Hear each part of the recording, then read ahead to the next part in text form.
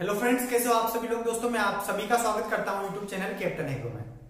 दोस्तों हम बात कर रहे थे एग्रीकल्चर सुपरवाइजर के पेपर की आंसर की। इससे पहले मैं इस आंसर की के पार्ट 3 मतलब पार्ट 3 वीडियो पहले अपलोड कर चुका हूं। अगर आपने वो जाकर नहीं देखी तो पहले आप उनको जाकर देख लें। और जो है आज की वीडियो ये है agriculture supervisor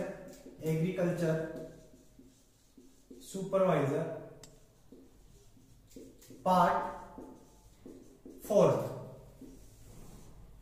agriculture supervisor part 4 है, इसमें हम बात करेंगे। इससे पहले 75 क्वेश्चंस के आंसर की हम बात कर चुके थे कि उसका आंसर क्या है। इस क्वेश्चन में 76 से 100 तक के क्वेश्चन की हम बात करेंगे कि आंसर क्या है। तो शुरू करते हैं आज की वीडियो। शुरू करने से पहले दोस्तों, अगर आपने यूट्यूब चैनल कैप्टन एग्रो को सब्सक्राइब नहीं कर रखा है तो चैनल को सब्सक्राइब जरूर कर ले और पास में जो बेल आइकन है उस पर क्लिक करें ताकि दोस्तों आने वाले सभी वीडियोस के नोटिफिकेशन आपको टाइम टू टाइम मिलते रहे। तो शुरू करते हैं। हाँ, क्वेश्चन नंबर 76 देखते हैं। ठीक है, क्वेश्चन नंबर 76। क्वेश्चन क्या पूछ रहा है कि ग्लेडियोलस फूल को क्या कहते हैं। जो ग्लेडियोलस फूल होता है उसको क्या कहा जाता है, उसके फूल को स्पाइक, गुच्छा, स्टूल मंजरी, कैपिटुलम। तो दोस्तों इसको कहा जाता है स्पाइक। क्या कहा जाता है? स्पाइक। आप अपने पेपर में इसको टिक मार्क करते हुए चले ताकि पूरी क्वेश्चन के टिक मार्क हो जाने के बाद में आप चेक कर ले कि आपके कितने क्वेश्चंस के आंसर सही निकले हैं। अगला क्वेश्चन है क्वेश्चन नंबर 77। अब यहां पे मैं आपको बता दूं, अगर आपको पता ना हो तो जो क्वेश्चन नंबर 77 है इसमें थोड़ा सा मिस्टेक है। वो मिस्टेक क्या है? हो सकता है प्रिंटिंग मिस्टेक हो, प्रिंट में मिस्टेक हो, या फिर देखो मैं आपको दिखाता हूं। जो यहाँ पर क्वेश्चन नंबर 77 है इसमें लिखा हुआ है head is economical part of, मतलब हेड किस फसल का आर्थिक भाग है। हिंदी में और इंग्लिश में क्वेश्चन तो सेम है लेकिन जो इसके ऑप्शंस है वो चेंज है। कैसे? मैं आपको इधर बता देता हूं। हेड किस फल का आर्थिक भाग है। क्वेश्चन क्या है कि हेड जो है किस फल का आर्थिक भाग है। ऑप्शन में दे रखा है, इंग्लिश में क्या दे रखा है? एक तो दे रखा है कैबेज, ठीक है। बी ऑप्शन में दे रखा है कॉलीफ्लावर। सी ऑप्शन में दे रखा है नॉल। और डी ऑप्शन में दे रखा है स्प्रोटिंग ब्रोकली। ठीक है, ये तो इंग्लिश में ऑप्शन दे रखे हैं। अब इंग्लिश के अकॉर्डिंग अगर मैं बात करूं कि हेड किसको कहा जाता है तो हेड जो केबेज होता है, केबेज का जो फल होता है, फ्रूट होता है, उसको कहा जाता है हेड। तो यहाँ पे इंग्लिश के अकॉर्डिंग ये वाला आंसर सही है। लेकिन यही अगर आप हिंदी में देखोगे तो हिंदी वाली क्वेश्चन में ऑप्शन नंबर ए में क्या दे रखा है? फूल गोभी दे रखा है। क्या दे रखा है? फूल गोभी। तो अगर आप लोगों ने बी ऑप्शन में क्या दे रखा है वो बता देता हूं, पत्ता गोभी। सी ऑप्शन में दे रखा है गांठ गोभी और डी ऑप्शन में दे रखा है अंकुरित ब्रोकली। तो यहां पर अगर आपने हिंदी के अकॉर्डिंग क्वेश्चन किया है तो आपने आंसर क्या लगाया होगा? बी, पत्ता गोभी। लेकिन अगर आप उसको इंग्लिश के अकॉर्डिंग देखोगे तो आंसर क्या होगा उसका? ए। तो जैसा कि आप सबको पता होगा कि इंग्लिश में जो लिखा होता है सही, इंग्लिश में जो लिखा होता है पेपर में वही मान्य होता है, हिंदी में मान्य नहीं होता है अगर कोई गलती हो जाती है। तो आपने अगर इंग्लिश के अकॉर्डिंग केबेज लगाया है तो आपका आंसर सही है। और अगर आपने यहां पर भी आपने तो सही किया है लेकिन गलत है। क्यों? क्योंकि जो बी ऑप्शन है अगर इंग्लिश में देखेंगे तो कॉलीफ्लावर होगा, इसकी वजह से आंसर हमारा गलत हो जाता है। तो ये क्वेश्चन आपको थोड़ा सा देखना है, आपने क्या लगाया है चेक जरूर कर ले। अगला क्वेश्चन अपने पास क्वेश्चन नंबर 78। इसमें क्या पूछ रहा है कि खीरा वर्गीय फसलों में पादप हार्मोन का सेक्स फॉर्म बनने के लिए कब छिड़काव करते हैं? 2 से 4 पत्ती अवस्था पर, 4 से 6 पत्ती अवस्था पर, 6 से 8 पत्ती अवस्था पर, 9 से 11 पत्ती अवस्था पर।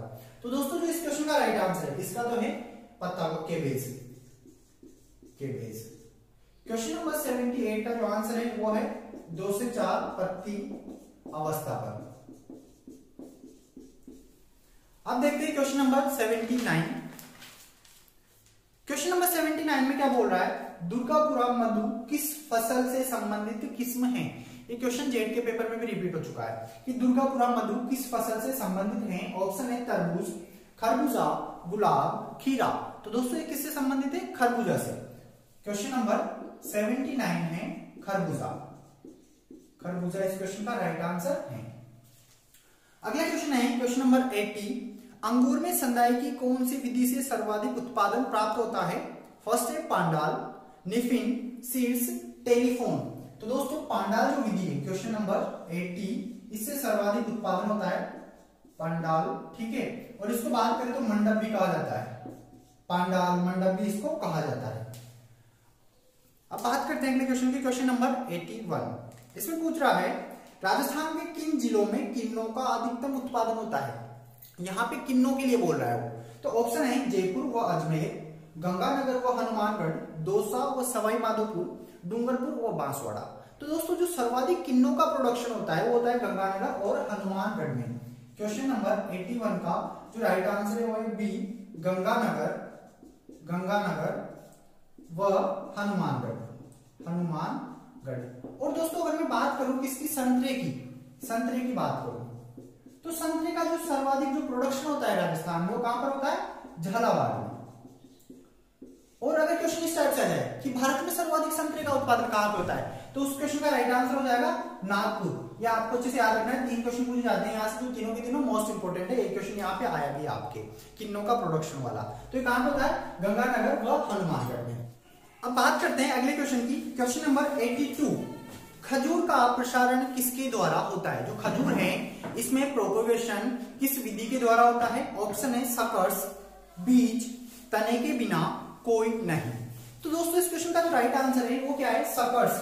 क्वेश्चन नंबर 82 का जो राइट आंसर है वो है सकर्स या सुकर्स, ठीक है। अब जो सुकर्स लेते हैं तो इसमें बीज कितने लेते हैं, 10 से 12 केजी। कितने लेते हैं, 10 से 12 केजी, आपको याद रखना है। अगला क्वेश्चन है अपने पास क्वेश्चन नंबर 83। इसमें पूछ रहा है राजस्थान में अनार की कौन सी बहार सबसे उपयुक्त है। मृग बहार, अस्त बहार, अम्बे बहार, उपरोक्त सभी। तो दोस्तों राजस्थान में अगर मैं बात करूं अनार की सबसे उपयुक्त बहार की तो है मृग बहार। क्वेश्चन नंबर 83 मृग बहार कौन सी है, मृग बहार। अगला क्वेश्चन देखते हैं क्वेश्चन नंबर 84। अफ्रीकन मेरीगोल्ड गेंदा का वानस्पतिक नाम है टेक्टस पेटूडा, टेक्टस इरेक्टा, टेक्टस मनुटा, टेक्टस टेनुफोलिया। तो दोस्तों जो अफ्रीकन मेरीगोल्ड है इसका बॉटनिकल नेम है टेक्टस इरेक्टा। क्या है, टेक्टस इरेक्टा। क्वेश्चन नंबर 84 टेक्टस इरेक्टा, क्या नाम है इसका, टेक्टस इरेक्टा इसका वानस्पतिक नाम है। बात करते हैं अगले क्वेश्चन की, क्वेश्चन नंबर 85।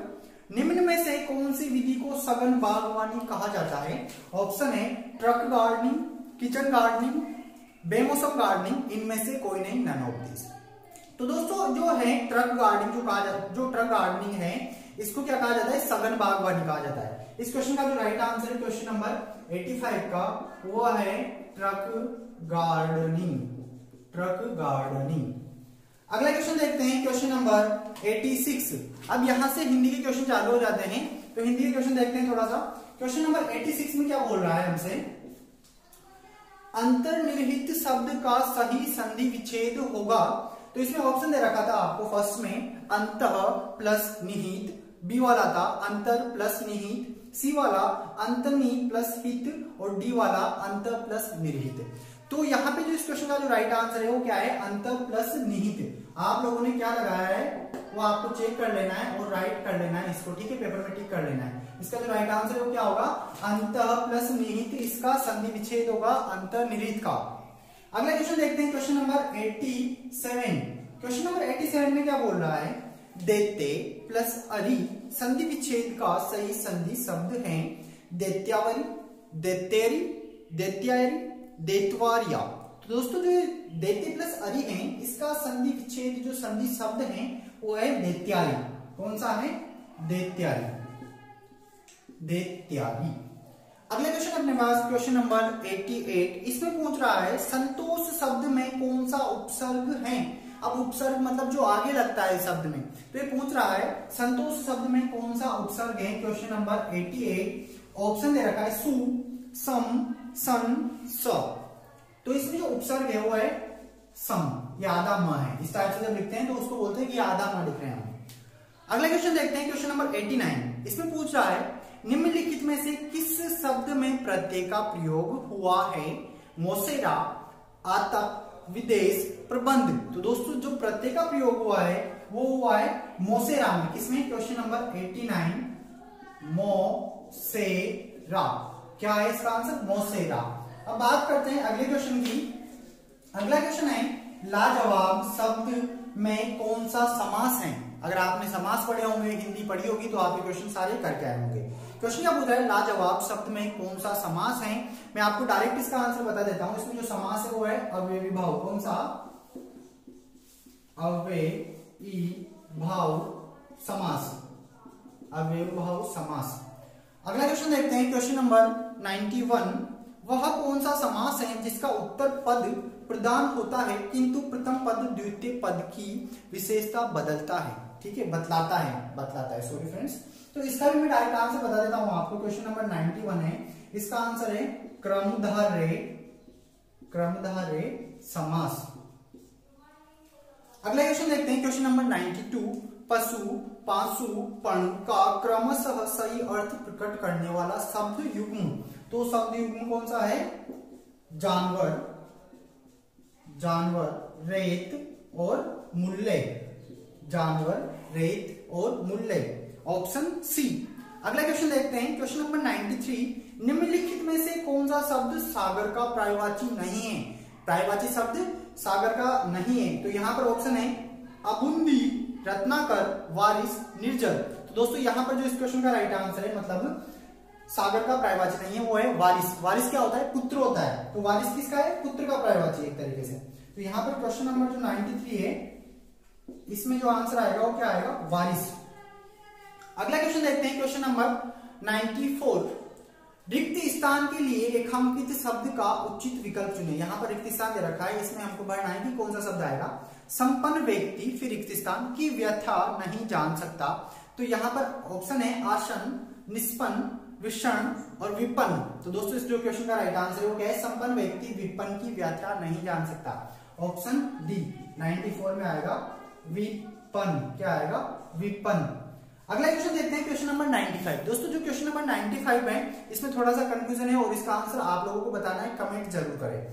और क्वेश्चन क्या है, निम्नलिखित में से कौन सा शब्द शुद्ध है। अब शुद्ध में क्या दे रखा है आपको? एक तो दे रखा है उच्छ्वास, निहारिका, छत्र छाया, महात्मा गण।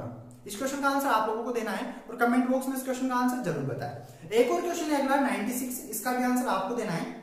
क्वेश्चन क्या पूछ रहा है, आपकी सौजन्यता बनी रहेगी वाक्य में किस प्रकार की परसर्ग संबंधी, क्रिया संबंधी, सर्वनाम संबंधी, प्रत्यय संबंधी। तो दोस्तों मेरे अकॉर्डिंग तो इसमें क्या है? प्रत्यय संबंधी है, लेकिन फिर भी आप इस क्वेश्चन का आंसर देखिए और इन दोनों क्वेश्चनों के 95 और 96 जो क्वेश्चन है इनके आंसर कमेंट बॉक्स में जरूर बताएं। अगला क्वेश्चन देखते हैं, क्वेश्चन नंबर 97। सब लोगों से संबंध रखने वाला वाक्यांश के लिए सही शब्द हैं सार्वकालीन, सार्वजनिक, सार्वदेशिक, सार्वभौमिक। तो दोस्तों इसका जो राइट आंसर है वो है सार्वजनिक। ऑप्शन बी क्वेश्चन नंबर 97 का राइट आंसर है सार्वजनिक। अगला क्वेश्चन देखते हैं, क्वेश्चन नंबर 98। डिपुटेशन शब्द के लिए उचित परिभाषिक शब्द हैं याचिका, प्रतिनियुक्ति, अनुदान, पदेन। तो दोस्तों इस क्वेश्चन का राइट आंसर है प्रतिनियुक्ति। क्या है? प्रतिनियुक्ति। अगला क्वेश्चन है क्वेश्चन नंबर 99 और बड़ा ही आसान क्वेश्चन है, बड़ा मजेदार क्वेश्चन है। क्या पूछ रहा है, बहुत ही कठिन कार्य करना के लिए किस वाक्य से सही मुहावरा प्रयोग में लाया गया है। बहुत कठिन कार्य करना, अब यहाँ पे आपको क्या दे रखा है वाक्य में प्रयोग, संस्कृत पढ़ना लोहे के चने चबाना है, कोई आसान काम नहीं है। क्या लगता है आपको संस्कृत पढ़ सकते हो? बहुत कठिन काम है। लेकिन अगले ऑप्शन भी देख लेते हैं। प्रताप ने ज्यों ही लगाम लगाई, चेतक हवा से बातें करने लगा। थर्ड ऑप्शन है, वह तो मेरी मुट्ठी में है, उससे तो जो चाहो काम करवा दूं। डी ऑप्शन है, भारतीय जवानों से लोहा लेना सरल काम नहीं है। तो यहां पर आप एक बार मुहावरे को समझो। मुहावरा क्या बोल रहा है? बहुत ही कठिन कार्य करना। अब इसको हमें वाक्य में प्रयोग करना है, तो यहाँ पर मतलब कठिन कार्य से मतलब है जो बहुत कठिन हो। तो यहाँ पे इसका जो राइट आंसर है वो क्या है? ए, संस्कृत पढ़ना लोहे के चने चबाना है, क्योंकि संस्कृत हर कोई नहीं पढ़ सकता। इस क्वेश्चन का जो राइट आंसर है वो है ए। आप नोट कर लो, संस्कृत पढ़ना लोहे के चने चबाना है, कोई आसान काम नहीं है। अगला क्वेश्चन देखते हैं, लास्ट क्वेश्चन 100, और इसमें क्या पूछ रहा है, बेल का बेल गया, नो हाथ का पगहा भी गया, लोकोक्ति का अर्थ है। कहने का मतलब है बेल का बेल गया और नो हाथ का पगहा भी गया। कहने का मतलब नुकसान हो रहा है, बेल भी गया और पगहा भी गया। अब ऑप्शन देखते हैं, जैसी करनी वैसी बनी। अब इसमें ये तो होगा नहीं, जबरदस्ती आगे बढ़ना, ये भी नहीं है। बहुत बड़ा घाटा होना, हाँ ये हो सकता है। क्यों? क्योंकि बेल का बेल गया और पगहा भी गया, तो एक तरीके से क्या हुआ, घाटा हुआ। इस क्वेश्चन का जो राइट आंसर है वो क्या है, बहुत बड़ा घाटा होना। ऑप्शन सी है जो क्वेश्चन नंबर 100 का, वो है बहुत बड़ा घाटा होना। ऑप्शन नंबर डी में क्या दे रखा है, मूर्ख गुण की कद्र करना नहीं जानता, तो ये गलत है। इस क्वेश्चन का जो राइट आंसर है वो है सी। आई होप आप लोगों को ये सारे के सारे 100 क्वेश्चन समझ में आए होंगे जो मैंने आपको बताए हैं। पार्ट 1, पार्ट 2, पार्ट 3 और पार्ट 4। इसमें मैंने एग्रीकल्चर सुपरवाइजर के आंसर की बात की है। कुछ क्वेश्चंस हैं, 2 क्वेश्चन थे जिनके आंसर आप लोगों को देने हैं। और एक बार अब आप लोगों को क्या करना है कि आपके पूरे 100 क्वेश्चन चेक करने हैं पेपर में और पता करना है कि आपने कितने क्वेश्चन अटेम्प्ट किए हैं और आपके कितने क्वेश्चन गलत किए हैं और कितने क्वेश्चन सही किए हैं, ये जरूर पता करें। अब यहाँ पर आपको मैं बता दूं कि अगर आपने कोई भी क्वेश्चन गलत किया है, कोई भी क्वेश्चन अगर आपने गलत किया है तो उसमें कितने नंबर कटेंगे। देखो 1/3 नंबर कटेंगे सही क्वेश्चन में से। कहने का मतलब है जैसे सपोज करो आप निकालो कि 3 नंबर का एक क्वेश्चन है तो उसका 1/3 निकालो, मतलब 0.33% ऐसे कुछ इसका नंबर काट लिया जाएगा अगर आपने गलत क्वेश्चन किया है तो आप एक बार क्या करें कि अपने सही क्वेश्चन देखें। जैसे आपने टोटल किए 85, अब इसमें से आंसर की मैंने आपको बताई थी, तो चेक करें कि आपके कितने क्वेश्चन सही है। सपोज आपके 60 क्वेश्चन सही है और 15 क्वेश्चन गलत हैं, तो चेक करें कि आपको कितनी परसेंट बन रही है, कितनी नहीं बन रही है, और कमेंट करके जरूर बताएं कि आपने टोटल कितने क्वेश्चन किए और कितने सही किए और कितने गलत किए। और अब आगे हम बात करेंगे किसके बारे में, एग्रीकल्चर सुपरवाइजर का जब पेपर हुआ था 3 मार्च को जयपुर में, तो वहां पर आपको बता दिए कि कुछ पेपर लीक होने की खबर आ रही है, न्यूज आ रही है कि बताया जा रहा है कि 7-7 लाख रुपए लिए एक गिरोह था जो पकड़ा भी गए, 7 जने पकड़े गए। तो क्या पेपर कैंसिल होना चाहिए, नहीं होना चाहिए, ऐसा अभी सिर्फ न्यूज में बताया जा रहा है। अभी ऐसा नहीं हुआ है, पेपर कैंसिल नहीं हुआ है। और जैसे अगर कुछ भी न्यूज आती है तो मैं आपको जल्दी से बता दूंगा, अपडेट आपको फटाफट दे दूंगा, ठीक है। तो अब हम बात करेंगे इसके बाद में एग्रीकल्चर सुपरवाइजर का एग्जाम हो गया, अब हम जेट की तैयारी के बारे में बात करेंगे। मैं जल्दी जेट का सिलेबस आपको अपलोड करने वाला हूं ताकि हम जेट के एक एक टॉपिक को पढ़ेंगे। आई होप आप लोगों को इस वीडियो अच्छी लगी होगी। अगर आप लोगों को ये वीडियो अच्छी लगी हो तो प्लीज इस वीडियो को सबको शेयर करें। जिन्होंने भी एग्रीकल्चर सुपरवाइजर का एग्जाम दिया है उन सबको शेयर करें ताकि उनको पता चले कि आंसर क्या थे उन क्वेश्चनों के जो हमने अटेम्प्ट किए हैं, उनमें से कितने गलत हमने किए, कितने सही किए हैं। तो आप इस वीडियो को अपने फेसबुक, व्हाट्सएप, जो भी आप इंस्टा वगैरह जो भी चलाते हो सब पे शेयर जरूर करें। और हाँ, कमेंट करना ना भूलें, कमेंट करते रहे। आप कमेंट में जय जवान जय किसान जरूर लिखें। और जो लोग यूट्यूब चैनल कैप्टन एग्रो पर नए हैं, चैनल को सब्सक्राइब जरूर कर लें और पास में जो बेल आइकन है उस पर क्लिक करें ताकि दोस्तों आने वाले सभी वीडियोस के नोटिफिकेशन आपको टाइम टू टाइम मिलते रहे। मिलते हैं जल्दी अगली वीडियो में, तब तक के लिए नमस्कार, जय जवान जय किसान।